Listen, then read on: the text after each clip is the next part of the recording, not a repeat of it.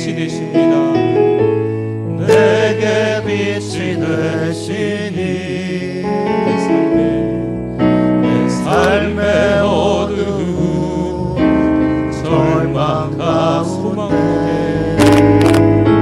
소망 보게 하시네. 말씀이 내게 역사하기를, 말씀이 내게 살아있기를,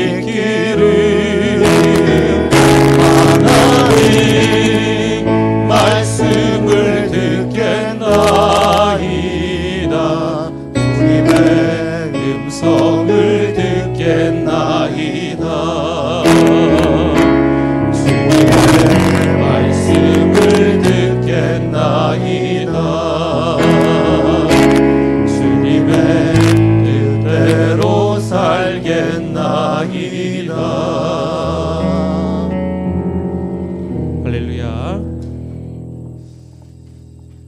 네, 오늘 말씀의 제목은 하나님의 마음에 합한 사람입니다.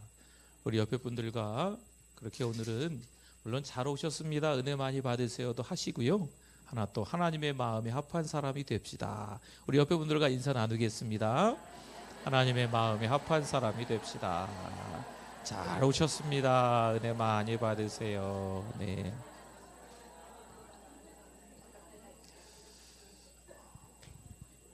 네. 이론적으로 수영하는 방법에 대해서 전문가 수준이어도 물속에 가야 그 실력을 입증할 수가 있습니다. 제가 예전에 한 2, 3년 전에 말씀드렸지만 제가 아는 우리 친구 목사님이 수영을 자기가 잘한대요. 그래서 50m 아주 긴 수영장에 같이 갔는데 이 목사님이 수영을 하기 시작하는데 개헤엄으로 네, 수영 잘하신다 그래서 저는 이렇게 멋지게 샥 하고 가면서 막 하고 막 이럴 줄 알았더니 네, 어쨌든 수영을 하기는 하시더라고요. 네. 여러분, 우리가 이론적으로 아는 것하고 실제 삶 속에서 신앙이 드러나는 것하고는 다른 것 같아요. 많이 알고 있는데 이 아는 게 밖으로 드러날 때 믿음으로 드러나야 되는데 때로는 이 많이 아는 게 교만으로 드러나는 거죠. 그리고 자기 자신의 신앙만 중요하다, 신앙의 우월성으로 남들은 다 폄하하고 밑으로 깔보는, 성경을 많이 알기는 아는데 교회를 열심히 다니긴 다녔는데 내가 아는 게 진짜고 나머지 사람들이 얘기하는 건 다 가짜인 거지요. 교실 안에서 교실 사진을 제가 좀 찾았어요. 교실 한번 보여주세요. 교실 나와라. 교실. 예전에 학교를 다니셔서 생각을 못 하실까봐 일부러 요즘 교실을 제가 좀 사진을 좀 찾았습니다. 네, 요즘 이게 요즘 아이들 교실이에요. 제가 학교 다닐 때만 해도, 저는 초등학교 다닐 때만 해도 66명, 67명, 그것도 오전반, 오후반 이렇게 있었는데 요즘은 한 반에 30명도, 저 책상이 몇 개예요? 몇 개 안 되죠? 30명도 안 되고 뭐 20 몇 개, 뭐 20명도 안 되는 반도 있는 것 같고 요즘 그렇더라고요. 여러분, 교실 안에서 부지런히 뭔가를 배웠는데 교실 안에서 배운 걸로는요 밖에 가서 쓸모가 없을 수 있어요. 그 다음에 또 사진 보내드렸어요. 다른 사진 한번 또 봅시다. 네, 이 뭔지 아십니까? 어떤 한 가정의 자녀의 책상인 것 같아요. 저희 집 책상 아닙니다. 저 집에는 뭔가 많이 올려져 있을 거예요. 네, 깨끗하게 정리가 잘 돼 있죠. 책상 앞에서 뭔가 열심히 외웁니다. 열심히 공부, 밑줄도 긋고. 신앙은요 책상 앞에서 공부하는 걸로 버텨낼 수 있는 게 아니에요. 또 사진 한 장 보여줘 보세요. 네, 좀 더 크게. 네, 뭔지 아시겠어요? 어떻게 아셨어요? 네. 보기만 해도 아십니까? 네. 저 멀리 교회가 있어 잘 안 보일까봐 십자가를 앞에 이렇게 해놔줬네요. 그렇죠? 네. 교회 안에서 믿음이 드러나지 않습니다. 물론 교회 안에서 하나님의 말씀을 듣고 찬양도 하고 기도하면서 능력 있는 사람이 될 수 있는 것처럼 보이지만 교회 안에서는 별로 티가 안 나요. 다 똑같은 사람 같아요. 다 천사 같고 다 믿음 좋은 사람 같고. 그런데 교회 바깥에 나가면 그 믿음이 진짜인지 가짜인지 드러납니다. 책상 앞에서 부지런히 성경 읽고 큐티하고 말씀대로 살아가야 되겠다, TV 켜놓고 하나님의 말씀 줄곧 듣고 인터넷을 통해서 은혜 받는 말씀이 있고 했는데 막상 내 입에서는 부정적인 말만 나오는 거죠. 목사님, 성도들이 다 이렇게 얘기하더라고요. 그거 하면 안 된대요. 10년 전에도 해봤는데 20년 전에도 해봤는데 소용없대요. 아니, 누가 한 명 얘기했나 봐요. 한 여러 명이 얘기했나 봐요. 그런데 부정적인 사람들이 공통점은요, 한두 사람한테 얘기를 들었어도 성도들이 다 이렇게 얘기한대요. 이렇게 돼버리는 거예요. 여러분, 교회 안에 리더들이 만약에 이렇게 돼버리면 교회는요 표류합니다. 표류해. 방향 없이 둥둥 떠다닐 수밖에 없어요. 여러분, 책상 앞에서 믿음이 성장하는 게 아닙니다. 교회 안에서 믿음의 영적 실력이 드러나는 게 아니에요. 교실 안에서 많이 배운다고 해도 그 진가가 드러나는 게 아니랍니다. 어디서 드러나느냐? 고난을 통해서, 어려운 시간들을 겪으면서 진짜 신앙의 모습들이 드러나는 거예요. 그러니까 어려운 일이 자꾸 있어야 돼요. 어려운 일이 한번 지나가면 금방 믿음이 이 바닥으로 곤두박질 치는 경우들이 있으세요. 뭘 그렇게 믿음이 그 정도밖에 안 해? 어려운 일을 다 지나갔으면 이제 어느 정도 믿음의 수준이, 영적 수준이 올라가서 겸손하게 주의 일들을 감당해야지. 왜 어려운 일 한번 지나가면 다시 믿음이 바닥으로 떨어져가지고 또 바닥 긁고 앉아있고 그래요? 오늘의 저의 모습입니다. 오늘의 우리 신앙인들의 안타깝지만 그런 모습이에요. 제가 처음에 강도사 인허를 봤는데 목사 안수 받을 때는 눈물도 안 나와. 목사 안수 받기 1년 전에 강도사가 되는 거거든요. 네, 강도사가 되는 그날 한 40명 정도가 강도사 인허를 받았어요. 제가 이제 속해 있던 그 공동체가 워낙 컸었나 봐요. 한 40-50명 정도가 또 목사 안수 받고. 근데 저희는 찬양대석에서 이렇게 앉아 있었죠. 강도사 인허 받는 사람은 별로 그렇게 그날 중요한 사람이 아니에요. 그날 한 40-50명의 목사 안수 받는 분들이 이제 스포트라이트가 다 이렇게 비춰져 있지요. 근데 이분들이 뭐 목사 안수 받으려고 강단에 올라가고 뭐 목사님 뭐 분들이 다 올라가서 머리에 손 놓고 기도하는데 왜 이렇게 눈물이 나오는지, 찬양대석에서. 이전의 주님을 내가 몰라. 또 이 찬양하는데 왜 이렇게 난 이제 끝났구나. 네. 난 이제 내 마음대로도 못 살겠구나. 네. 죄송합니다, 이런 표현이. 내 인생은 끝났구나. 네. 그런 생각이 솔직히 좀 들기도 했고, 주를 위해서 살아야 되겠다, 이런 마음이 들면서 막 눈물이 쏟아지더라고요. 네. 그리고 강단에 탁 서서 말씀을 전하는데 뭐 비록 뭐 시원찮은 설교지만 예수님 이야기만 하고 싶은 거예요. 예수님 이 얘기만 해도 막 은혜로운 거죠. 혼자 은혜 받는 거죠. 성도들은 막 주무시던 뭐 딴청을 하시던, 듣다가 기분 나빠서 가시던 뭐. 근데 어느새 시간이 지나니까, 전 다른 목사님들 얘기 안 합니다. 제가 십자가 이야기를 좀 게을리 하더라고요. 예수님 이야기도 잘 안 하는 것 같고. 요즘 저의 모습을 또 보면서 또 그런 생각도 하게 됐어요. 하나님 앞에 회개하게 됐습니다. 뭔가 강단에서 말씀을 전하기는 전하는데 예수님에 대한 말씀을 전하고 있는가? 십자가 이야기를 하고 있는가? 제가 날마다 예수님에 대한 말씀을 전할 수 있도록 기도해 주십시오. 여러분들이 목사님 설교가 왜 이따위에 이렇게 얘기하시겠어요? 이만저만한 일들이 있어 그런 얘기 아마 하기 쉽지 않으실걸요. 네, 한번 그런 일들이 있었어 갖고 아마 쉽지 않으실 거예요. 다른 건 없어요. 기도해 주시는 것밖에 없어요. 목사님이 십자가 설교를 많이 할 수 있도록 제가 하나님 앞에서 회개합니다. 정말 은혜 충만한 목사로서 날마다 십자가 이야기하고 예수님 이야기하고 할렐루야. 네. 이번에 그 예루살렘 땅을 밟으려고 하는 것도 사실은 그 이유 중에 하나이기도 해요.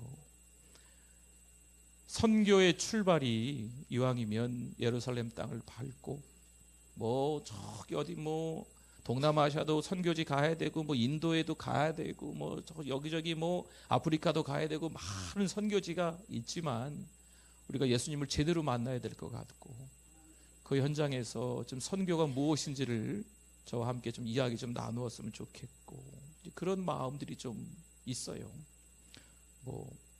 수명 안 모이면 안 갈 겁니다. 네, 아무튼 예수님이 중요하니까 아멘. 네, 십자가가 너무 우리에게 감격적이고 은혜스러우니까요. 그 현장에서 같이 십자가도 한번 져보시고 저는 이제 2번을 갔으니까 십자가를 2번을 졌어요.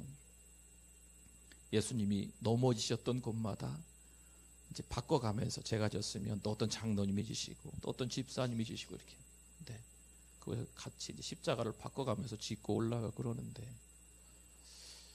매번 감동이 있어요. 네.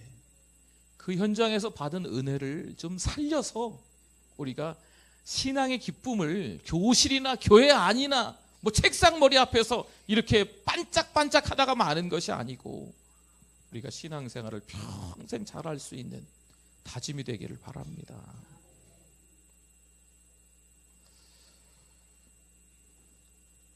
오늘 말씀 보면요, 다윗 왕에게 있어서 여러 사람들의 이름들이 거론되는 것을 볼 수 있어요. 시므이, 시바, 무비보셋, 바르실레. 그런데 이 사람들이 다윗 왕에게 대하는 태도가 다릅니다. 여러분, 망명이 무엇인지 아시죠? 망명이 좋을 때 하는 걸까요? 대개의 경우 안 좋을 때 하는 걸까요? 여러 가지 상황들이 좀 안 좋을 때 하는 게 망명이에요. 그렇지요. 물론 특별한 이유가 있어서 하는 것이기도 하지만 대부분 이 망명은요, 너무 어려운 결정이에요.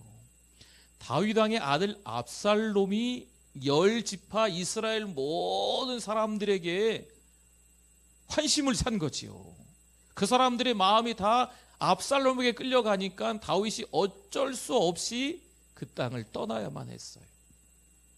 망명을 하는 거죠. 그런데 이제 그 다윗이 지난주 말씀 이어서 드리면 예루살렘으로 돌아오는 겁니다. 망명 갔던 다윗이 압살롬이 죽고 난 이후에 예루살렘으로 다시 돌아오는 그 장면인 겁니다. 그런데 돌아오는 과정에 4명의 사람들을 만나요. 아까 말씀드린 것처럼 시므이, 시바, 무비보셋, 바르실레라는 4사람을 만나요. 이 4사람의 하는 모습들을 한번 보십시오. 사무엘하 19장 16절 말씀인데요, 같이 한번 읽어보겠습니다. 바후림에 있는 베냐민 사람 게라의 아들 시므이가 급히 유다 사람과 함께 다윗 왕을 맞으러 내려올 때, 시므이가 다윗 왕을 맞으러 왔다 안 왔다? 왔습니다. 이 시므이가 다윗 왕을 맞으러 왔었는데 이 사람이 누구였냐면요, 왕이 처음에 예루살렘을 떠날 때 망명으로 다른 곳으로 갈 때 다시는 이 다윗이 돌아오지는 않겠지, 한 번 갔으면 2번 다시 얼굴 보지는 않겠지 라는 생각을 가지고 다윗 왕에게 돌을 던졌던 사람입니다. 저주했던 사람이 바로 이 시므이입니다. 에이, 다시는 얼굴 보지는 않을 거야. 압살롬에게 착 달라붙어 있는 거죠. 그런데 다윗이 어떻게 했어요? 압살롬이 죽고 다윗 왕이 돌아오는 거죠. 18절 보세요. 18절 맨 밑에 게라의 아들 시므이가 어떻게 해요? 왕 앞에 엎드려. 아니 떠날 때는 뭐 저주하고 욕하고 헐뜯고 돌멩이 던질 때는 언제고 이제 돌아온다고 하니까 죽을까봐 큰일 난 거죠. 그래서 왕 앞에 납작이 엎드리는 이 어리석은 시므이를 한번 보십시오. 잠언 14장 19절 말씀 같이 한번 읽어봅니다. 악인은 선인 앞에 엎드리고 불의한 자는 의인의 문에 엎드리느니라. 아멘. 이 말씀 여러분 잘 기억하실 수 있기를 바랍니다. 악인은요 선인 앞에 엎드릴 수밖에 없어요. 불의한 자는 의인의 문에 엎드리는 것이 성경 말씀인 것을 깨닫기를 바랍니다. 또 사무엘하 19장 17절 베냐민 사람 1000명이 그와 함께하고 사울 집안의 종 시바도 그의 아들 15과 종 20명과 더불어 그와 함께하여 요단강을 밟고 건너 왕 앞으로 나오니라. 두 번째 다윗 왕이 만났던 사람은 시바였습니다. 혹시 기억하실지 모르겠지만 이 시바는요 무비보셋의 종이었어요. 사울의 아들 요나단의 아들 무비보셋, 이 무비보셋 종이 바로 시바였는데 망명하는 다윗 왕에게 이 시바가 달려와서 예루살렘을 떠나서 다른 곳으로 망명할 때 이 시바가 와서 아첨을 하는 거지요. 달콤한 말로 왕을 헷갈리게 하는 거예요. 그리고 무비보셋을 욕하는 거지요. 무비보셋이 지금 다윗 왕을 따라와서 다윗과 함께 망명을 해야 되는데 지금 무비보셋이 싫다 했다고 하는 거예요. 왕이 떠나면 자기가 무슨 대권이라도 이렇게 잡을 것처럼 그렇게 이야기했다는 식으로 이 시바가 거짓말하는 거죠. 그랬던 사람이 시바였는데 자기 온 가소들과 더불어서 와서 지금 왕 앞에 왕을 맞이하는 거죠. 잠언 12장 19절 같이 한번 읽어봅니다. 진실한 입술은 영원히 보존되거니와 거짓 혀는 잠시 동안만 있을 뿐이니라. 아멘. 도대체 어떤 게 진실이에요? 먼저 말하는 게 진실입니까? 그 다음 말씀 한번 볼까요? 18장 17절 같이 읽어봅니다. 송사에서는 먼저 온 사람의 말이 바른 것 같으나 그의 상대자가 와서 밝히느니라. 분명히 시바가 얘기한 게 다 진실인 것처럼 보였어요. 다윗 왕에게 있었어요. 그러나 나중에 무비보셋을 만나고 나니까 시바가 말한 게 다 거짓말이었던 거죠. 먼저 들었다고 그게 진실이 아닌 거지요. 네. 저와 여러분들이 주님을 맞이하는 우리가 되기를 바랍니다.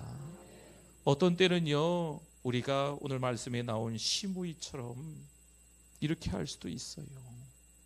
예수님을 맞이하는 하나님의 백성의 자세로 이랬다 저랬다 하는 어리석음들이 우리 가운데 있을 수 있습니다.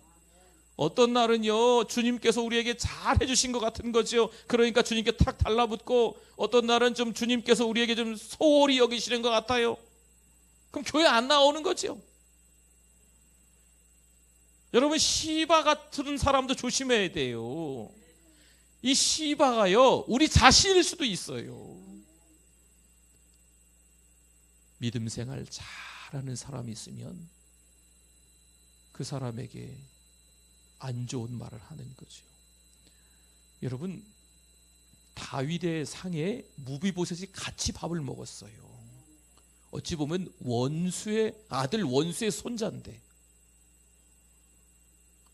그러니 이 시바가 딴 생각이 들었겠지요. 기분 나쁘겠지요. 요나단과 사울의 재산들을 다 무비보셋에게 그대로 다 돌려줬거든요, 다윗 왕이.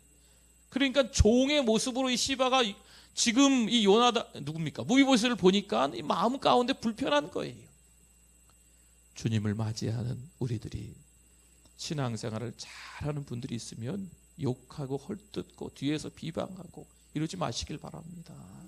나는 신앙생활 참 오랫동안 했는데 죄송합니다, 이 모양이 꼴인데 저 사람은 신앙생활 이제 막 하는 것 같은데 너무 잘 돼.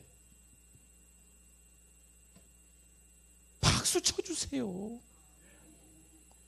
믿음 생활 잘하는 분이 있으면 자꾸 끄집어서 땡기지 마시고 그분처럼 우리도 신앙생활 잘해야 되겠다.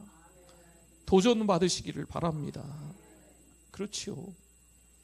또 볼까요? 사무엘하 19장 24절에서 30절 말씀 좀 길긴 하지만 우리 한번 같이 읽어봐야 될 것 같습니다. 제가 24절 읽을게요. 25절은 여러분들이 읽으십시오. 사울의 손자 무비보셋이 내려와 왕을 맞으니 그는 왕이 떠난 날부터 평안히 돌아오는 날까지 그의 발을 맵시 내지 아니하며 그의 수염을 깎지 아니하며 옷을 빨지 아니하였더라.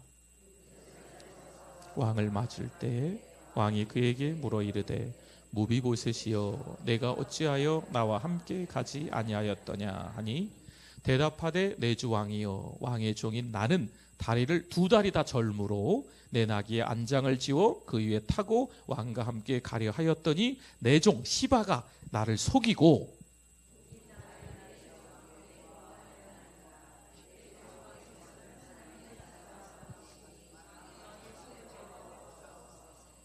내 아버지의 온 집이 내 주 왕 앞에서는 다만 죽을 사람이 되지 아니하였나이까. 그러니까 원래 죽을 사람이었다는 그런 얘기죠. 그러나 종을 왕의 상에서 음식 먹는 자 가운데 두셨사오니 내게 아직 무슨 공의가 있어서 다시 왕께 부르짖을 수 있사오리까 하니라. 왕이 그에게 이르되 내가 어찌하여 또 내 일을 말하느냐. 내가 이르노니 너는 시바와 밭을 나누라. 30절 같이 읽습니다. 무비보셋이 왕께 아뢰되 내 주 왕께서 평안히 왕궁에 돌아오시게 되었으니 그로 그 전부를 차지하게 하옵소서 하니라. 아멘. 누구의 말이 진실된지 다윗 왕이 같이 대화하면 알게 되는 거지요. 자기는 이제 더 이상 재산이 필요 없대요. 무비보셋이 그냥 다 시바 주라고. 왕께서 돌아온 것만으로 나는 만족합니다. 이미 사울의 손자로서 죽어야 마땅했는데 나를 살려주시고 다윗상에서 밥을 먹게 해주신 것만으로도 나는 여한이 없습니다. 그런 의미예요. 그러니 시바의 말이 맞는지 무비보셋의 말이 맞는지 다윗이 모르겠어요? 누가 거짓말을 했는지 누가 진실의 말을 하는지 알지요. 사무엘하 19장 31절 같이 읽어봅니다. 길르앗 사람 바르실레가 왕이 요단을 건너가게 하려고 로글림에서 내려와 함께 요단에 이르니. 아멘. 예루살렘으로 다시 들어오는 그 다윗 왕의 일가 많은 부하들 요단을 건너서 들어오려고 하는데 바르실레가 거기까지 쫓아가서 왕을 또 맞이하는 거지요.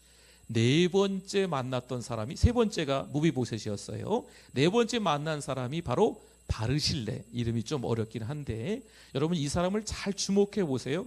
바르실레를 만났습니다. 이 사람이 처음에 망명에 나갈 때 이런 것들을 공개해 줍니다. 침상, 대야, 질그릇, 밀, 보리, 밀가루, 볶은 곡식, 콩, 팥, 볶은 녹두, 꿀, 포도, 양, 치즈. 성경에 나온 그대로입니다. 이걸 다 다윗 왕에게 바리바리 다 싸들고 와가지고 왕께 드리는 거예요. 공개한다 그러죠. 다 드리는 거예요. 망명 가서 힘들고 어렵잖아요.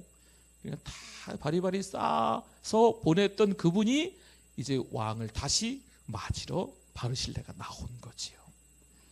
32절 바르실레는 매우 늙어 나이가 80세가 됐어요. 이제 그는 큰 부자이므로 왕이 마하나임에 머물 때에 그가 왕을 공개하였더라. 처음에 망명할 때 이야기입니다. 그 다음에 33절 왕이 바르실레에게 이르되 너는 나와 함께 건너가자.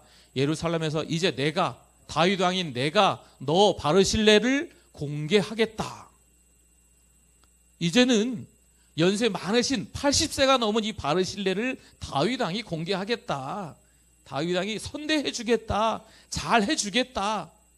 이제 그렇게 이야기를 하는 거죠. 아름답지요? 네. 주님을 맞이한 우리들도 맞이할 우리들도 이 부류 네 부류 중에 한 사람일 거예요. 바르실레가 될 수 있기를 바랍니다. 물론 시므이나 시바가 될 수도 있겠지요. 지금 현재 우리의 모습이 시므이나 시바의 모습일 수도 있습니다. 그러면 어떻게 해야 될까요? 회개해야죠. 주님은 과거를 기억하지 않으시는 줄 믿습니다.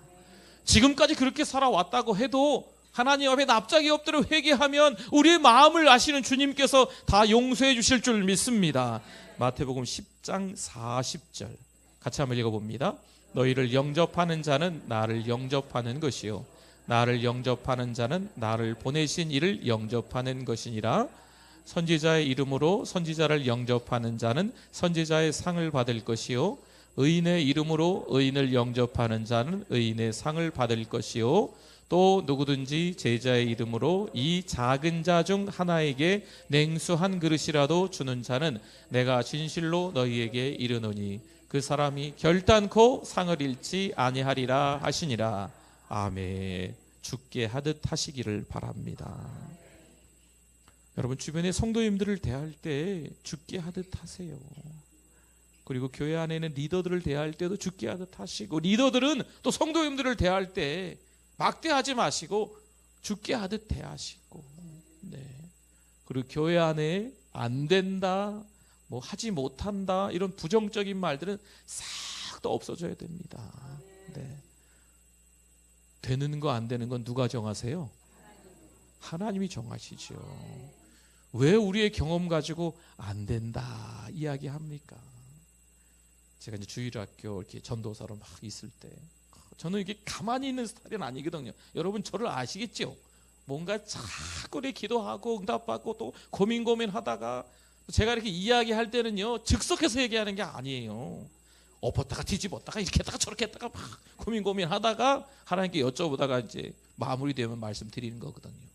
근데 어쨌든 주일학교 전도사 할 때도요 막 뭔가를 이렇게 하려고 기도하다가 했는데 꼭 그래요. 목사님 우리 교회가 안 해본 게 있는지 아세요? 다 해봤어요. 그거 어쩌라는 거야. 네, 아무것도 못해. 역사와 전통이 있는 교회가 더 심해요. 제가 50명 모이는 개척교회, 저기 서울 중계동에 있는 상계동 옆에 중계동에 있는 교회에서 사역을 해봤거든요. 그때가 제일 편했어요. 개척한 교회여서. 그런 얘기 하시는 분이 없어. 그냥 뭐 하자 그러면 다 해. 근데 그 이후에는 다 역사와 전통을 자랑하는 죄를 짓는 사람들이 많은 교회거든요. 그러니까 뭐만 하자 그러면 다 해봤다는 거죠. 할 수가 없어 도대체. 담임 목회 할 때도 마찬가지더라고요. 뭐 좀 하려고 하면은 어떻게 그렇게 다 막아서는지 안 된대요. 해봐야 소용이 없대요.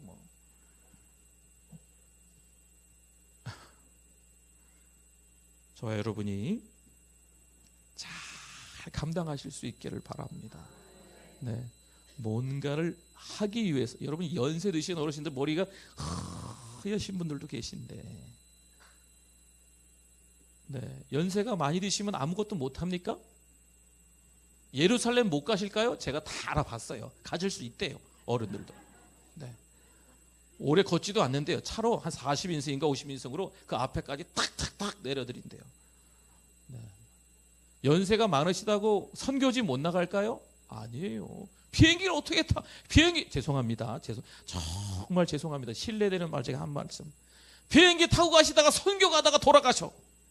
그것도 은혜죠. 죄송합니다. 혹시 기분 불편하신 분이 있으면 죄송합니다. 그런데 여러분 그렇지 않겠어요? 네. 목사는요 말씀을 전하다가 죽으면 좋겠어요. 제가 어떤 아는 목사님 한 분은 축도하시고 뒤에 가서 가만히 앉으셨는데 돌아가셨어요. 얼마나 축복이에요, 그렇죠? 네.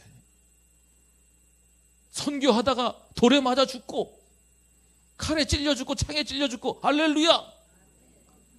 여보세요. 네.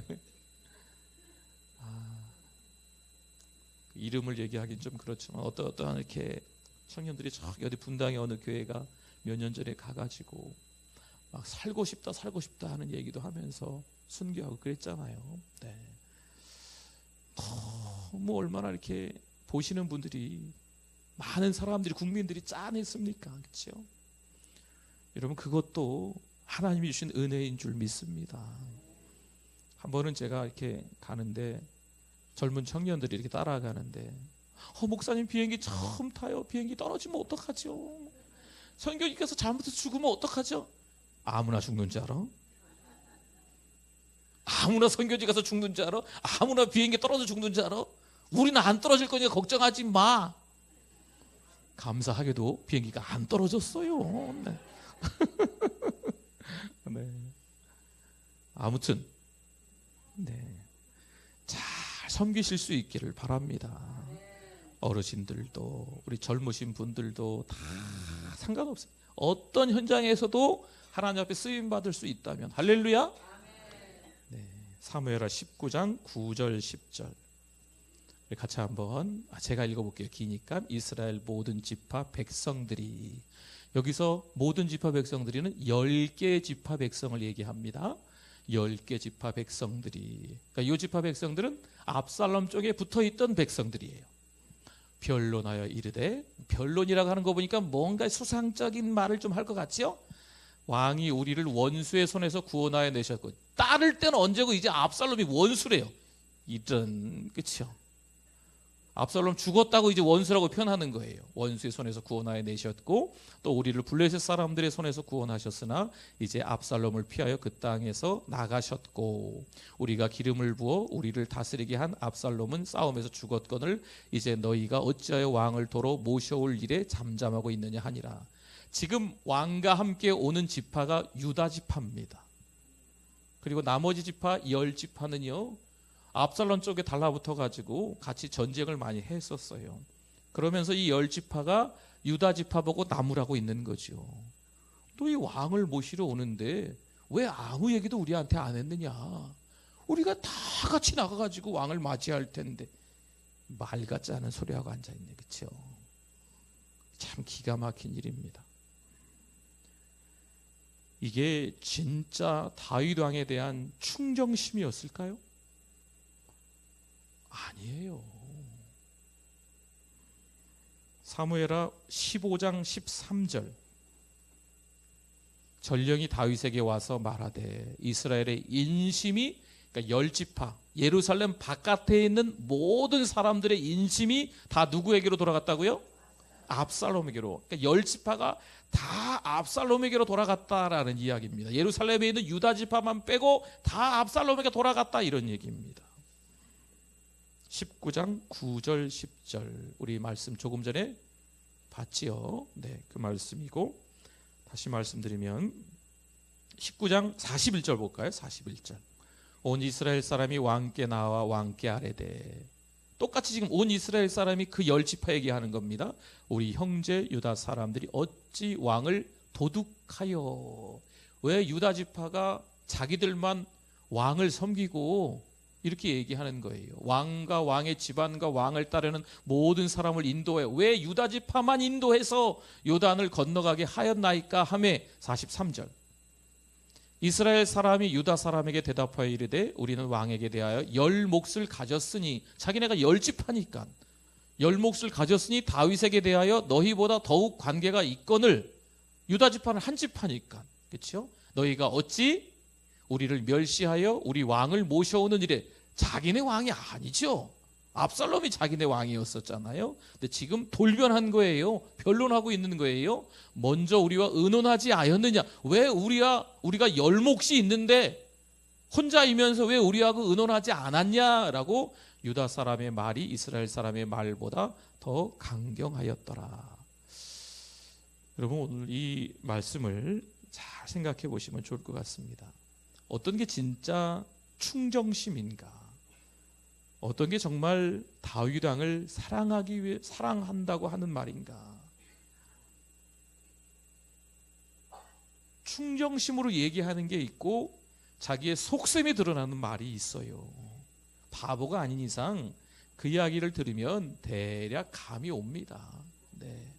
이왕이면 10지파 말고 유다 지파의 충정심이 우리 가운데 있기를 바랍니다. 열 지파의 속셈이 만천하에 금방 드러나요.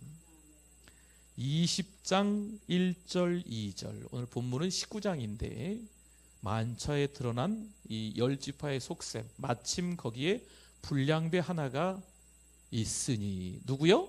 불량배. 네. 불량배 하나가 있는데 그의 이름이 세바. 불량배 이름도 성경에 나와 있어요. 베냐민 사람 비그리의 아들이었더라. 이 불량배가 얼마나 유명하면요, 그 아버지 이름도 나와요. 성경에 보면요, 아버지의 이름, 아버지가 더 유명하면 아버지 이름만 나오거든요. 네. 누구더라? 그 눈 안 보이는 사람 누굽니까? 바디메오. 바디메오 이름이 아니에요. 바가 원래 벤이라는 헬라어거든요. 그래서 아들이라는 뜻이에요. 바디메오, 디메오의 아들이다. 앞을 보게 된 사람 이름은 나오지도 않아요. 그 아버지가 유명하기 때문에 아버지 이름으로 나오는 거예요. 디메오라는 아버지가 유명한 사람이었던 거죠. 그래서 디메오의 아들이다. 여러분 혹시 남편이 유명해지면 나 그 사람 아내야, 이름 얘기도 못해. 그 사람 아내야. 그렇죠? 그런 것처럼 이 바디메오는 이름도 없어요. 그냥 디메오의 아들인 거예요. 여기 보니까 이 세바라는 사람이 불량배인데 아버지도 나왔어요. 근데 이게 한편으로는 그 아비의 그 아들이라 다 조금 거시기한 가정으로 아마 악명 높은 가정이 아니었을까? 그냥 추측을 한번 해봅니다. 그가 나팔을 불며 이르되 우리는 다윗과 나눌 분깃이 없으며 이새의 아들들에게 받을 유산이 우리에게 없도다. 이스라엘아 각각 장막으로 돌아가라. 여러분 불량배 하나가 등장해가지고요, 열 지파를 꾸짖는 거예요. 그랬더니 열 지파가 다윗을 따라갔을까요? 불량배 세바를 따라갔을까요? 한번 찍어보세요. 다윗을 따라갔을까요? 세바를 따라갔을까요? 세바를 따라갔어요. 이 열 지파가 다윗 왕을 위해서 한 말들이 다 아닌 거였지요. 금방 들통난 거예요. 불량배 세바가 어찌어찌 해서 괜히 어깨에 힘주고 주먹 한번 쥐고 너네들이 이럴래? 응? 지금까지 우리가 이러려고 지금 한 팀이 됐어? 괜히 주먹 따지 한마디 하니까 쫄아가지고, 네, 가짜였던 거죠. 이 열 지파가 충정심이 있는 게 아니고 속셈이 드러나는 거예요. 여러분 시간 조금 지나면 그 사람들이 정말 충정심에서 한 말인지 자기 욕심에서 한 말인지 들통이 난다라는 말씀입니다. 누가복음 12장 1절 말씀 같이 한번 읽어봅니다. 그동안에 무리 수만 명이, 아멘, 몇만 명이 모였다는 거지요. 예수님 주변에 몇 명이요? 수십 명이? 수만 명이. 물론 헤아릴 수도 없는 사람들을 이야기할 때 수만 명이라는 표현도 쓰지만 이때 당시에는 말 그대로 정말 수만 명이나 되는 많은 사람들이 예수님 주변에 모여 있었던 겁니다. 참 많은 사람들이 모여 있죠. 여러분 그 가운데 예수님을 향하여서 예수님 말씀을 들으면서 결단하고 다짐하는 사람들, 시므이, 시바 같은 사람도 있을 겁니다. 무비보셋, 바르실레 같은 사람도 있겠지요. 열 지파 같은 사람들도 있겠지요. 저와 여러분들이 진짜 주님을 위한 충정심이 있기를 소원합니다. 하나님만 바라보는 게 중요한 거예요. 사무엘하 3장 39절 말씀 한번 봅시다. 내가 기름 부음을 받은 왕이 되었으나 오늘 약하여서 수랴의 아들인 이 사람들을 제어하기가 너무 어려우니 여호와는 악행한 자에게 그 악한 대로 갚으실지로다 하니라.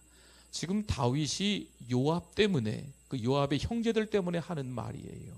하나님의 마음에 합한 사람 다윗이 괴로워하고 있었던 내용들을 잠깐 소개하려고 합니다. 이 요압 때문에 힘든 시간들을 보냈어요. 사울의 군대 장관 아브넬을 죽이고 난 이후에 이 말씀이 이어지는 겁니다. 그 다음에 사무엘하 19장 13절 너희는 또 아마사에게 이르기를 너는 내 골육이 아니냐 내가 요압을 이어서 항상 내 앞에서 지휘관이 되지 아니하면 하나님이 내게 벌 위에 벌을 내리시기를 바라노라 하셨다 하라 하여 아멘. 여러분 지금 사울 왕 첫 번째 왕의 군대 장관은요 국방부 장관이라고 할 수 있는 군 통솔권을 갖고 있는 사람이 아브넬이었는데 이 아브넬을 요압이 지금 그 형제들이 죽여요. 그래서 이 형제들을 내가 감당하지 못하겠다라고 다윗이 이야기할 정도였습니다. 그런데 오늘 19장 13절에 보면 아마사가 나와요. 아마사는 원래는 압살롬의 군대 장관이었습니다. 그리고 이 아마사와 지금 군대 장관이 요압과는 이종 사촌관이라는 거지요. 그런데 이 아마사를 군대 장관으로 세우고 싶은 마음이 지금 다윗 왕에게 있는 거예요. 아무리 그래도 나는 요압은 싫다라는 거죠. 얼마나 싫었으면 요압이 싫은 거예요. 우리는 다윗 하면요 솔로몬 하면 요압밖에 생각이 안 나요. 군대 장관에. 그런데 성경을 자세히 살펴보시면 이 사람 싫은 거예요. 다윗 싫은 거예요. 정말 세우고 싶지 않은 거지요. 그 이유들이 있었어요. 아브넬도 죽였고요. 사무엘하 20장 9절에 보면 이 요압이 아마사도 죽입니다. 그리고 열왕기상 2장 5절 6절에 보면 다윗이 너무 속상해서 이 요압에 대해서 그렇게 이야기를 해요. 요압이 백발로 평안히 음부에 내려가지 못하게 하도록 솔로몬에게 유언을 합니다. 살려두지 말라는 거지요. 아들 솔로몬에게 그렇게 유언을 하고 있어요. 얼마나 마음에 안 들었으면, 얼마나 싫었으면 이랬을까요? 우리가 알고 있는 하나님의 마음에 합한 사람 다윗마저도 사실 이런 모습이 있었다는 거죠.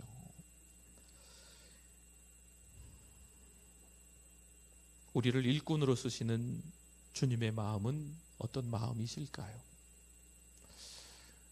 어느 날 목사님 중에 목사님 엘리 목사님께서 하나님의 말씀을 듣지 못하는 때가 찾아왔습니다. 그런데 이 엘리 제사장이 하나님의 말씀을 듣지 못하니까 하나님이 누구를 부르세요? 어린 사무엘을 부르시는 거죠. 오늘 이 시간 때로는 다윗도 때로는 엘리도 때로는 목사인 저도 하나님 앞에서 똑같이 하나님의 마음을 아프게 할 수 있어요.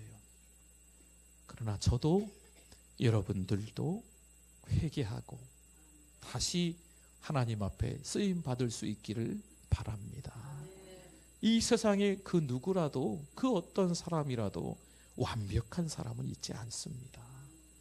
그러나 하나님 앞에 더 납작이 엎드려서 2019년 한 해 동안에 우리 자신들을 돌아보며 회개하면서 하나님 앞에 쓰임 받을 수 있기를 바랍니다.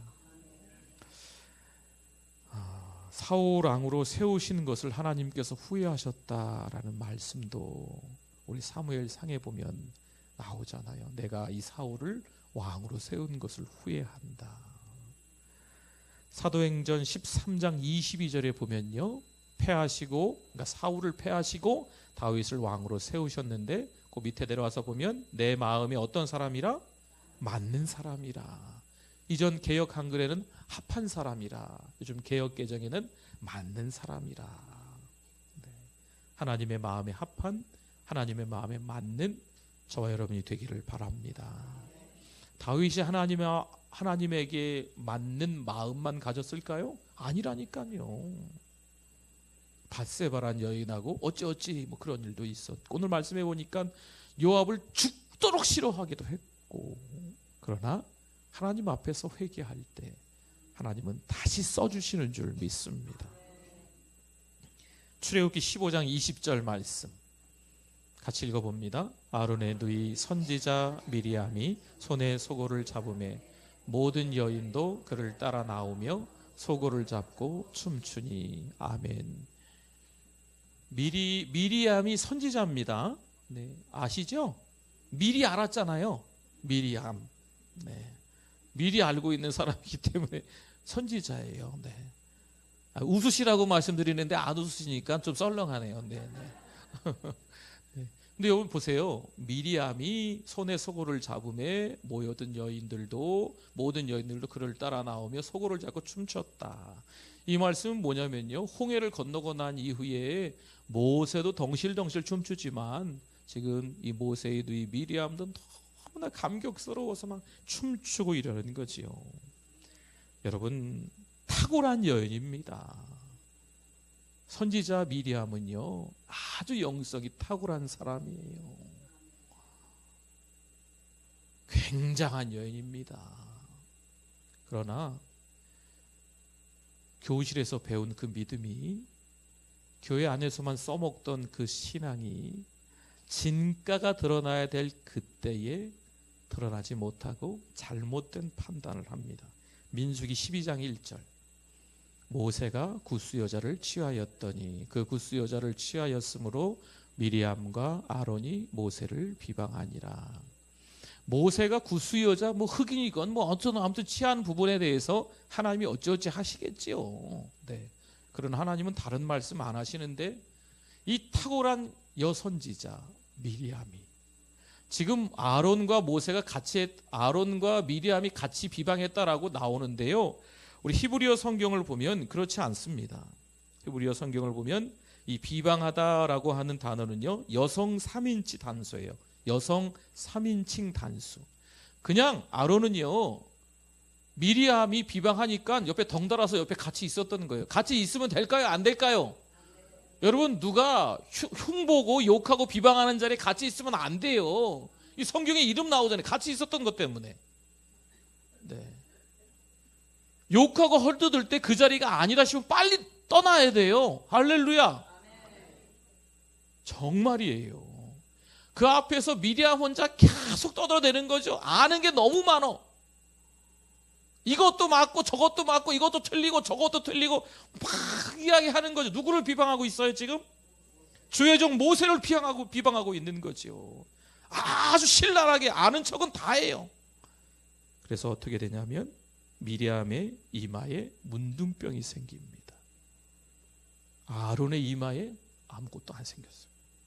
미리암만 생겼어요. 사랑하는 성도 여러분, 정확하게 아셔야 돼요. 사무엘하 19장 38절 같이 한번 읽어봅니다. 왕이 대답하되 기맘이 나와 함께 건너가리니 나는 내가 좋아하는 대로 그에게 베풀겠고 또 내가 내게 구하는 것은 다 너를 위하여 시행하리라 하니라. 아멘. 지금 다시 이 말씀으로 좀 돌아갔어요. 바르실레 이야기입니다. 바르실레. 사무엘하 17장 27절에서 29절. 제가 아까 말씀드렸는데 보세요. 다윗이 마하나임에 이르렀을 때 다윗이 망명하려고 하는 그때에 암몬 족속에게 속한 라빠 사람 나하스의 아들 소비와 로데발 사람 암미엘의 아들 마길과 로글림 길르앗 사람 바르실레가, 그 다음 보세요, 침상과 대야와 질그릇과 밀과 보리와 밀가루와 볶은 곡식과 콩과 팥과 볶은 녹두와 꿀과 버터와 양과 치즈를 가져다가 다 누구에게 줬다? 다윗에게 다 줬다. 다윗에게 공개했다라는 이야기죠.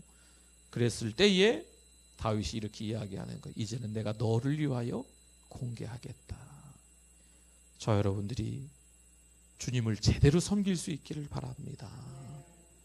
주님을 제대로 섬기지도 않고 주님 만나려고 몸부림치지도 않고 오늘 이 밤에 나와서 주세요, 뭐 주세요, 뭐 주세요, 뭐 주세요, 뭐 주세요, 뭐 주셔야 그 다음에 제가 어떻게 믿음으로 살겠습니다. 아니에요. 주님 앞에서 하나님의 아들로 딸로 감당할 수 있기를 바랍니다. 그때서 하나님께 주시는 은혜가 풍성한 줄 믿습니다. 다니엘 2장 23절 나의 조상들의 하나님이여 주께서 이제 내게 지혜와 능력을 주시고, 다시요 이 말씀 보세요. 나의 조상들의 하나님이여 주께서 이제 내게 지혜와 능력을 주시고. 아니 지금 포로로 끌려간 사람이 다니엘만 있어요? 바벨론으로 포로로 끌려간 사람이 아니에요. 사드락 메삭 아벳느고도 있고요, 길동이도 있고 영철이도 있고 철수도 있고 말자도 있고 순이도 있고 많이 있거든요, 그 가운데. 그런데 하나님이 특별히 누구에게? 다니엘에게 역사하시는 거죠. 오늘 이 밤에 기도하는 우리들에게 하나님이 찾아와 주실 줄 믿습니다. 30절에도 말씀이 나오죠. 내게 이 은밀한 것을 나타내심은, 다니엘에게만 이 은밀한 것을 나타내시는 거죠. 여러분, 지금 우리가 한 10명, 100명, 1000명 모여 있다고 치면 이 많은 사람들이 모여 있는 가운데 다니엘에게만, 김다니엘에게만, 김씨라 그래서 죄송합니다. 제가 김씨니까. 김다니엘에게만 하나님의 은혜가 임하는 거죠. 그러면 다른 분들이 속상해야 돼요. 하나님, 저에게도 말씀해 주세요. 여러분, 사도행전에서의 성령의 불덩어리 같은 역사가 일어나는 건요, 그냥 저기 120명 모여있으면 그 위에 큰 불이 일어나가지고 이런 게 아니에요. 각 사람 머리 위에 성령의 불이 임한 줄 믿습니다. 여러분, 여기 10명이 모였건 100명이 모였건 1000명이 모였건 10,000명이 모였건 하나님 앞에 기도하면 하나님의 성령의 불이 각 개개인에게 임하는 줄 믿습니다. 성령은 인격적이세요. 대충 나와서 대충 가려고 하시는 분은 임하지 않으세요. 하나님, 성령의 불 받게 하여 주시옵소서. 성령의 불덩어리가 되게 하여 주시옵소서. 불 받는 하나님의 사람이 되게 하여 주시옵소서. 그러면 성령이 임하는 겁니다. 할렐루야. 에스겔 1장 1절, 30째 해 넷째 달 초닷새에 내가가 누굴까요? 에스겔이에요. 그발강가 사로잡힌 자 중에 있을 때 하늘이 열리며 하나님의 모습이 내게 보이니. 아니, 많이 있는데, 사람들 많이 있는데 누구에게 임하셨어요? 에스겔이. 오늘 이 시간 다니엘이 되시고 에스겔이 되시기를 바랍니다. 잘 섬겼던 바르실레가 되시기를 바랍니다. 하나님 앞에 이왕이면 더 크게 쓰임 받으십시오. 남편이 돌아와야 되는데 자기가 잘해야 돌아오지. 자식들이 돌아와야 되는데 부모님이 좀 잘해야지요. 물론 하나님의 때가 있으세요. 그런데 우리가 하나님 앞에서 지금 뭐 하고 있냐라는 거지요.